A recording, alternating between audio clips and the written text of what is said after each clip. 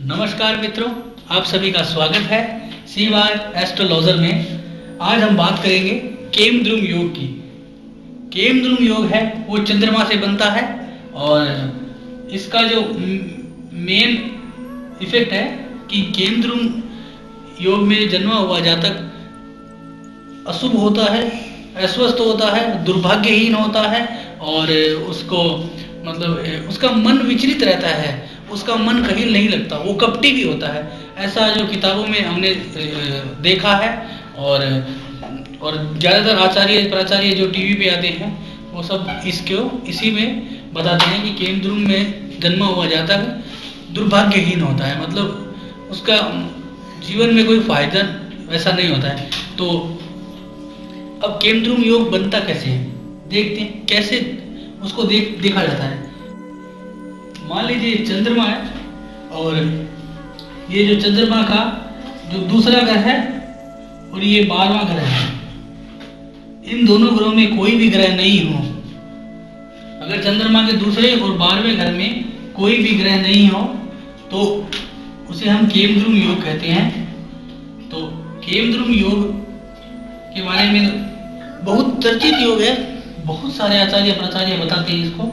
तो हम आज जो बताएंगे वो इसको फलित करके बताएंगे।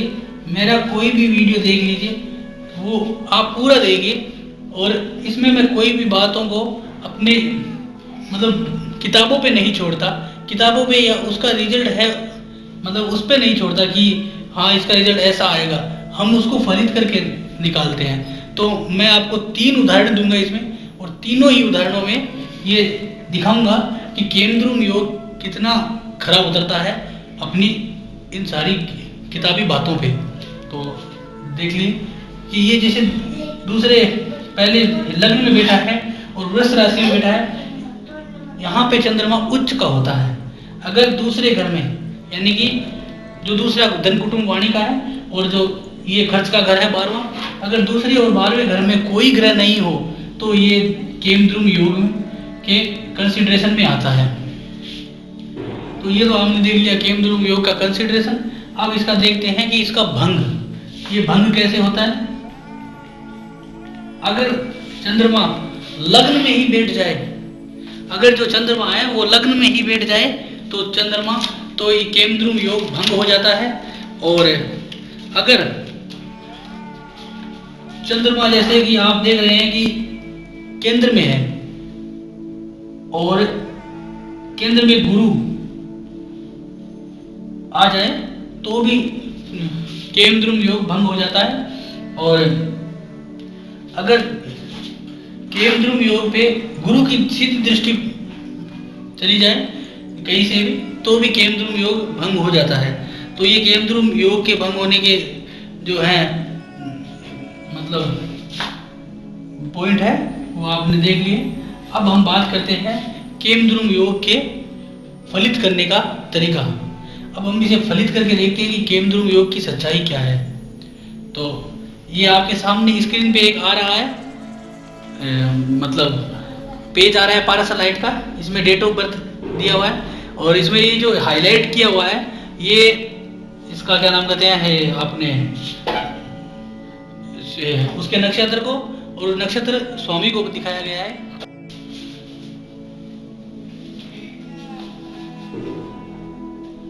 तो आप पहले उदाहरण में देख रहे हैं कि मैंने जो पेज दिखाया था उसकी डेट ऑफ बर्थ जो है वो 1/8/1977 है और इसका जो टाइम है वो है 18:35।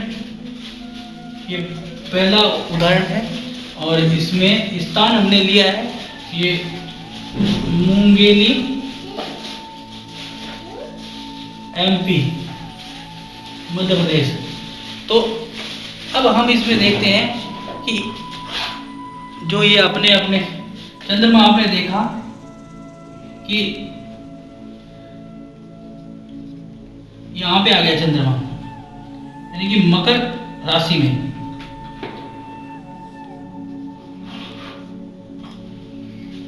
ये धनु लग्न की कुंडली बनी, सॉरी ये मकर लगन की कुंडली बनी और ये 11 नंबर कुंभ राशि में चंद्रमा आ गया है। अब कुंभ राशि में चंद्रमा आया है तो ये किस नक्षत्र में गया? ये गया कुंभ राशि में आया चंद्रमा, ये आया आपके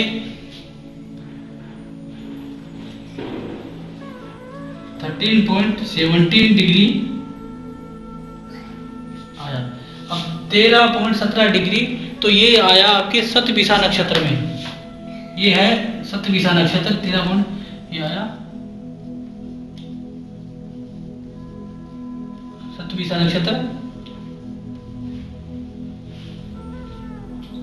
और ये नक्षत्र है राहु का। तो अब राहु का नक्षत्र है और शतभिषा नक्षत्र में आया है। तो अब देखिए चंद्रमा क्या रिजल्ट देता है। तो चंद्रमा कहाँ बैठा है? दूसरे घर में बैठा है। और किस घर का स्वामी है? 11, 12, 1, 2, 3 और 4।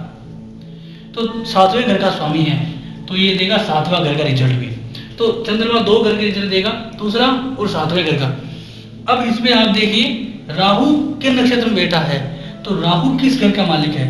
तो अगर आपको राहु का फलादेश आता है तो अच्छी बात है। अगर राहु का फलादेश नहीं आता तो मेरा एक YouTube चैनल पे ही मेरे इस YouTube चैनल पे एक वीडियो है how to predict Rahu and Ketu Kaalsarp yog के नाम से। तो उसमें आप जाके राहु का रिजल्ट निकाल सकते हैं। तो राहु का प्रेडिक्शन कर लीजिए, राहु का रिजल्ट निकाल लीजिए। तो आप राहु का रिजल्ट निकालेंगे तो आपके सामने ये हमने पहले से निकाल रखा है। तो राहु का रिजल्ट निकालेंगे तो इसमें राहु कितने घरों का रिजल्ट देगा?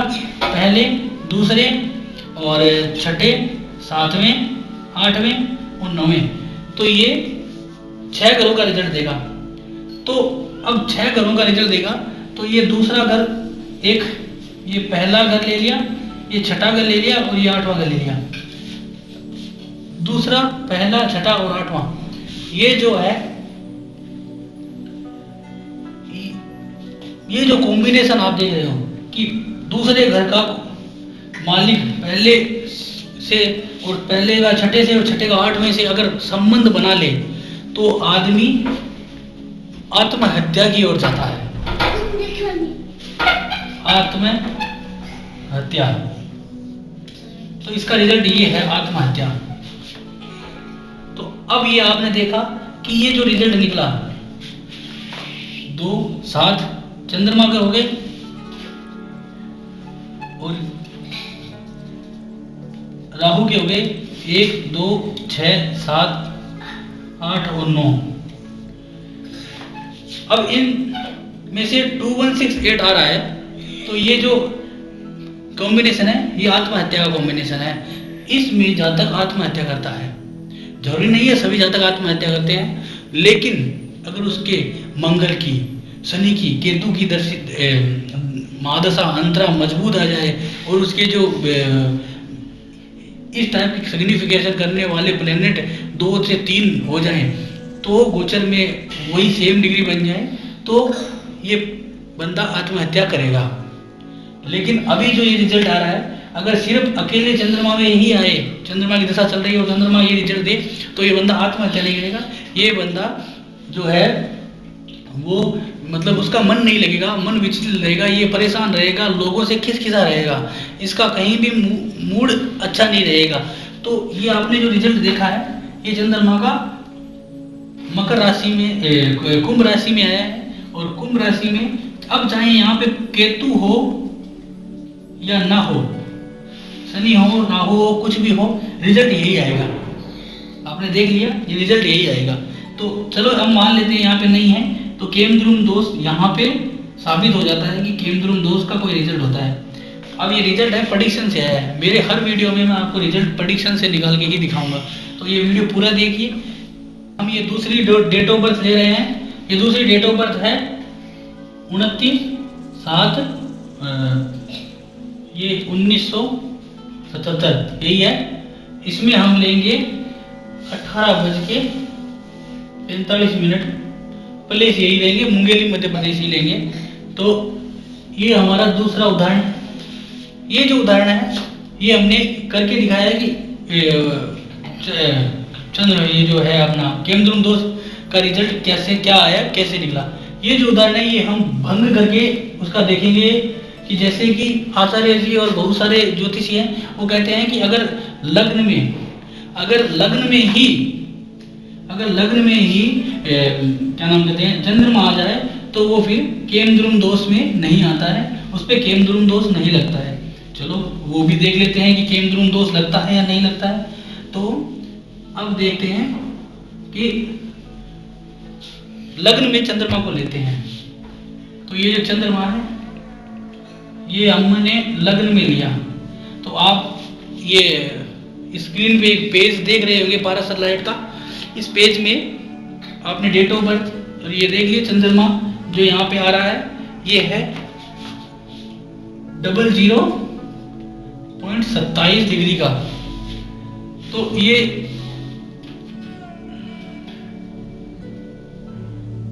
00.27 डिग्री का है। और ये तो चंद्रमा है मकर राशि में बैठा है। मकर राशि में तीन नक्षत्र होते हैं। तो 00.27 डिग्री पे इसका सूर्य का उत्तराषाढ़ा नक्षत्र होता है। तो उत्तराषाढ़ा नक्षत्र जो नक्षत्र है वो सूर्य महाराज का नक्षत्र है। तो आप देख रहे हैं कि चंद्रमा जो है 00.27 डिग्री पे उत्तराषाढ़ा नक्षत्र में है और पहले घर में है। तो पहले घर में लग्न में है। तो जो आचार्य जी सारी बातें बताते हैं कि और मतलब सारे जो टीवी पे आते हैं वो कहते हैं केमद्रुम योग अगर केंद्र में क्या सॉरी प्रथम भाग जो लग्नेश हो और क्या नाम है प्रथम भाव में हो तो उसको केमद्रुम योग का दोष नहीं लगता और ये केमद्रुम योग भंग हो जाता है। तो अब हम देखते हैं कि इसका रिजल्ट निकालते हैं। तो अब हमें इसके लिए सूर्य की प्लेसमेंट देखनी पड़ेगी। सूर्य कहाँ है? तो सूर्य जो है यहाँ पे है, 7वें घर में है। सूर्य कहाँ है? 7वें घर में है। तो अब रिजल्ट देखते, चंद्रमा कहाँ बैठा है? पहले घर में बैठा है। किस घर के रिजल्ट दे रहा है? 7वें घर के रिजल्ट दे रहा है। अब जो चंद्रमा है, अब सूर्य देखते हैं, सूर्य कहाँ बैठा है? 7वें घर में बैठा है। रिजल्ट किसके दे रहा है? 8वें घर के रिजल्ट दे रहा है। अब ये जो रिजल्ट आ रहा है इसमें एक चीज मैं एक और ऐड कर देता हूँ कि वैदिक एस्ट्रोलॉजी में कई तरह के मेथड हैं, मतलब प्रेडिक्शन करने के, रिजल्ट निकालने के। तो मैं कई तरह की एस्ट्रोलॉजी का यूज करता हूँ। वैदिक एस्ट्रोलॉजी भी यूज करता हूँ, वेस्टर्न भी है, केपी भी है। तो अलग अलग फॉर्मूले यूज करता हूँ। तो इसमें मैं एक और फॉर्मूला ऐड कर दूँ कि हम जो है ये जो सूर्य का जो 7 और 8 ले रहे हैं इसमें एक चीज और ऐड कर देते हैं कि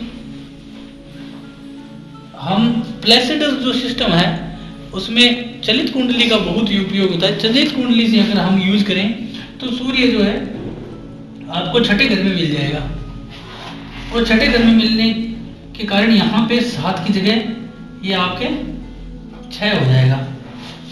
तो अगर 6 और 7 और 8, 6, 7, 8 ये बहुत बुरे घर है नक्षत्र में। अब ये नहीं है कि आप कह दो कि नहीं आपने तो उसको तो ऐसे रिजल्ट निकाला, उसको ऐसे निकाला, कोई दिक्कत नहीं। अगर आप 7 कर दोगे तो 7 भी कोई इतना अच्छा घर नहीं है।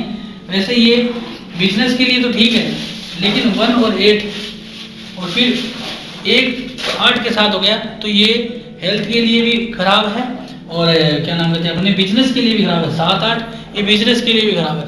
एजुकेशन के कुछ ठीक हो सकता है लेकिन वो इतना नहीं है। तो ये जो रिजल्ट है ये भी टोटली मतलब देखा जाए तो अच्छा तो है नहीं, लेकिन ये बुरा भी ज़्यादा बुरा नहीं है। तो देख लीजिए चंद्रमा यहाँ पे बैठ के भी भंग के रिजल्ट नहीं दे पा रहा है। क्यों नहीं दे पा रहा? क्योंकि ये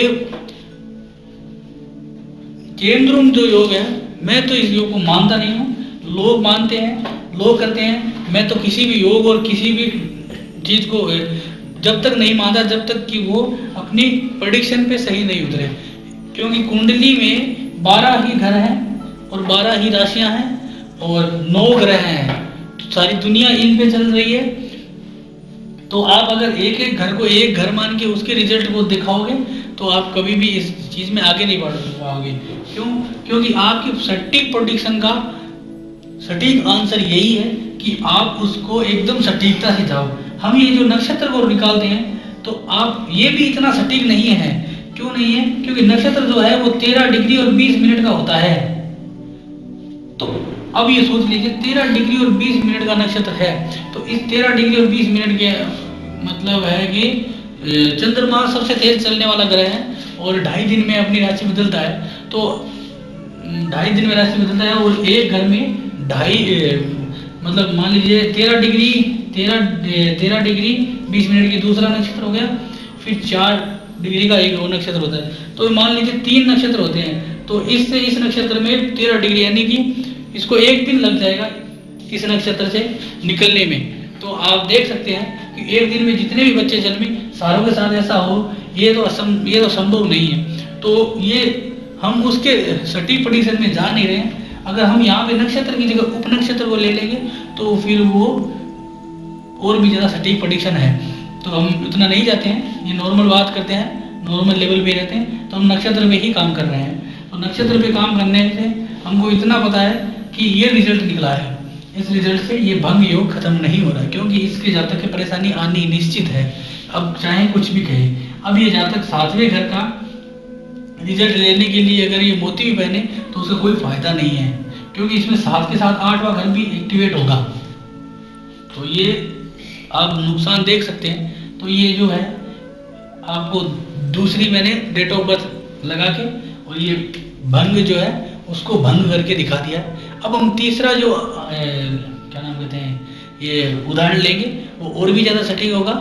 तो आप मेरे वीडियो को देखते रहिए, बोरिंग जरूर लगेगा लेकिन प्रेडिक्शन का यही फॉर्मूला है, वो ही बेस्ट रहता है। मेरे वीडियो काफ़ी लंबे होते हैं, 15-15 मिनट के होते हैं। तो अब मैं क्या करूँ, ये अब मैं जल्दी जल्दी बना नहीं सकता, क्योंकि सारे ज्योतिषी जो बनाते हैं वो जल्दी जल्दी बस कंसिडरेशन और कैंसलेशन के पॉइंट बता देते हैं। लेकिन मेरा हमेशा यही रहा है कि मैं एग्जाम्पल दे के ही बताऊँ। तो मैंने इसमें 3 एग्जाम्पल दिए हैं, बहुत ही बढ़िया है। आप जो ज्योतिषी हैं और जो ज्योतिषी नहीं है उनको भी ये समझ में आएगा और बहुत अच्छा लगेगा।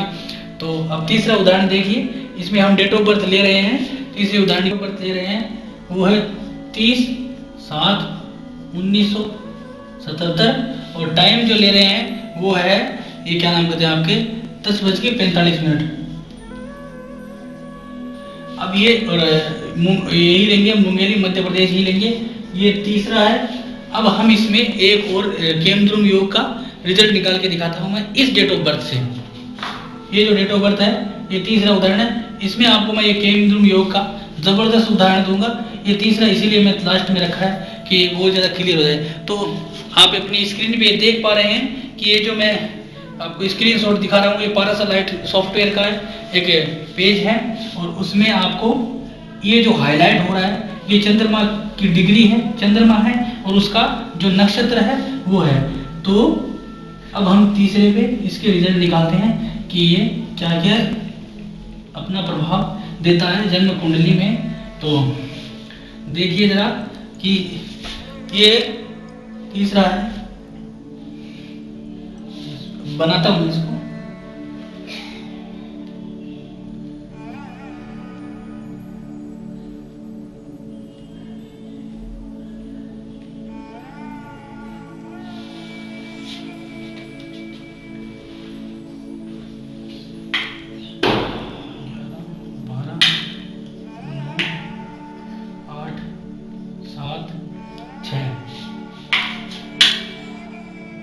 तो आप देख रहे हैं जो चंद्रमा है वो 5वें घर में है।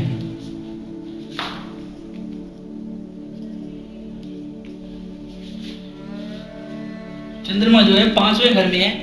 अब चंद्रमा जो क्या नाम कहते हैं आपके मकर राशि में है और मकर राशि में पहले हमने देखा था कि चंद्रमा उत्तराषाढ़ नक्षत्र में था, तो उत्तराषाढ़ नक्षत्र में था। और अब देख रहे हैं चंद्रमा जो कि इसकी जो डिग्री है वो है 10.12 10.12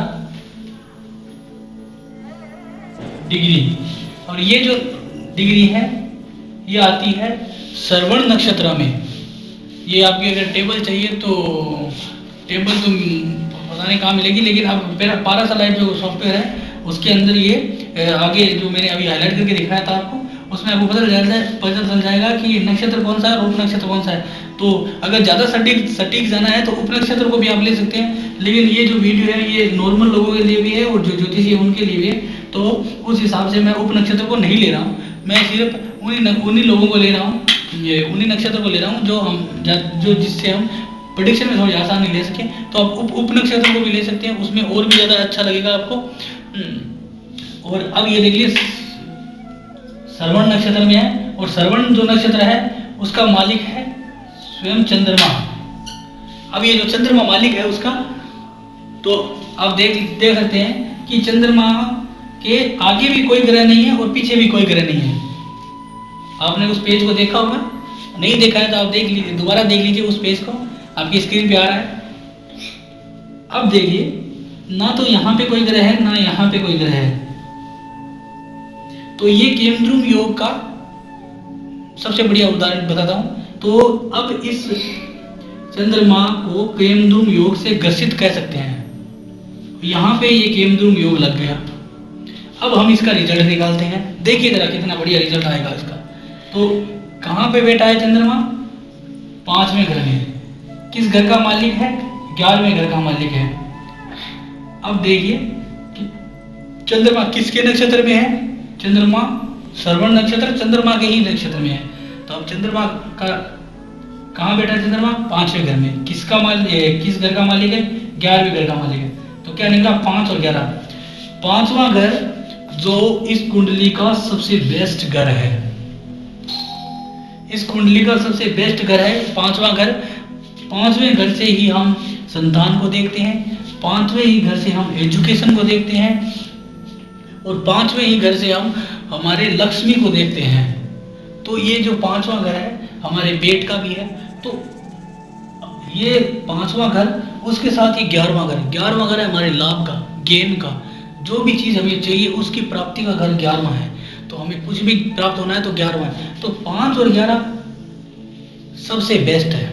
अगर ये बंदा पढ़ेगा तो आगे हर पढ़ाई में हिट होगा, ये मतलब एजुकेशन के लिए बेस्ट हो गया। अगर ये किसी को चाहेगा तो 100% उसकी मैरिज होगी, और शादी के लिए सबसे मतलब लव के लिए सबसे बेस्ट है। ये जो है ये लव मतलब ज़्यादातर जो लोगों का लव अफेयर्स में रहते हैं 90% लोगों के यही होता है। और 11 जो आ गया तो इसको लव में गेन होना 100% है कि लव के लिए बेस्ट माना जाता है। 5-11 ये योग है जो, और लव के बाद आप देख लीजिए इसको संतान के लिए, तो 5-11 संतान प्राप्ति के लिए।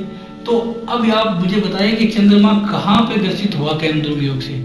यहाँ पे केमद्रुम की थ्योरी फेल होती है। हम केमद्रुम को कहीं नहीं मानते। केमद्रुम सिर्फ ये किताबों का योग है।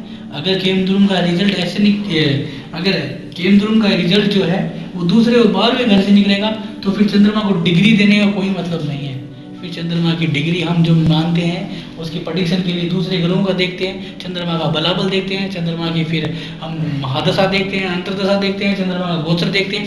ये सब बेकार की बातें हैं। फिर हम यही निकाल लें कि दूसरे और 12वें घर में आ गया तो चंद्रमा, तो केमद्रुम दोष है, आप ये पहन लो, ये कर लो, ये हो गया आपका। नहीं सर, ये सब रॉन्ग थ्योरी है।